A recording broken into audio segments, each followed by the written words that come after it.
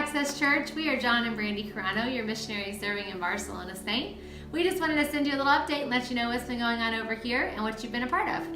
It's been an absolutely amazing couple of months here in Barcelona, and we've had a pleasure of seeing people coming to know Christ on a regular basis.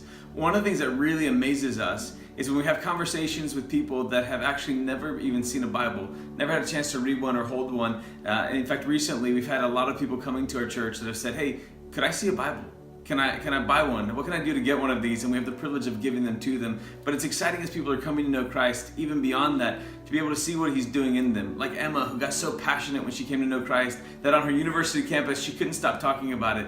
She was invited by her professor, because of her passion, to go one step further. He said, "Look, you won't stop talking about it, so why don't you do this? Could you have your priest come and do a talk on the Protestant Pentecostal view of the Bible?" And we took that as a great opportunity. For the better part of an hour, we preached from Genesis to Revelation. And for about 70 students, we told them what it meant to be a follower of Christ, who He is, why He came, and what it means for them. At the end, we said, "Look, for supplemental reading, could we pass out a Bible to each person in the class?" The professor said, "Well, I guess that kind of makes sense, so go for it." And what an amazing time it was to give them for the first time the words of life.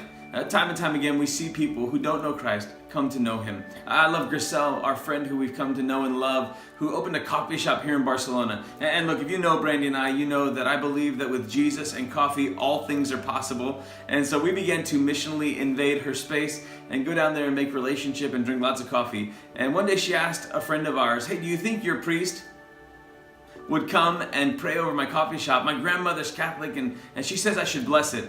And we went down there that day and I said, "Look, here's what we're going to do. We're going to pray over this shop. We're going to believe that God will use this as a point of light in this city, that the Holy Spirit will fill this place, and that Jesus Christ will be glorified in this place." She's crying. She said, "I don't even know what that means, but it sounds so beautiful." She goes, "Let's do that." And we had the privilege of praying with her that day. I will never forget when we left that day, she grabbed me by the arm and said, "Look, John, I always work on Sundays, but if possible, one day I'd like to come see what you guys do at the church." Well, it must have been 3 weeks later, she came on a Sunday night and she walked in the back of our 6 p.m. gathering. I said, "Grisel, what are you doing here?" She said, "Well, my coffee machine broke, and so I thought I could fix it, or I could go see what church is all about." That night she gave her life to Jesus Christ. Since then she's brought her mom back, who accepted Christ as well. She's brought her sister-in-law, her brother, and their child back, and they're coming on a regular basis, and over again on a weekly basis. That coffee shop is now a point of light in this city. It's been a fantastic time seeing God at work and seeing people come to know Jesus. Those are just a couple of stories, but there's so many more. We want to tell you thank you for what you do. Thank you for believing with us,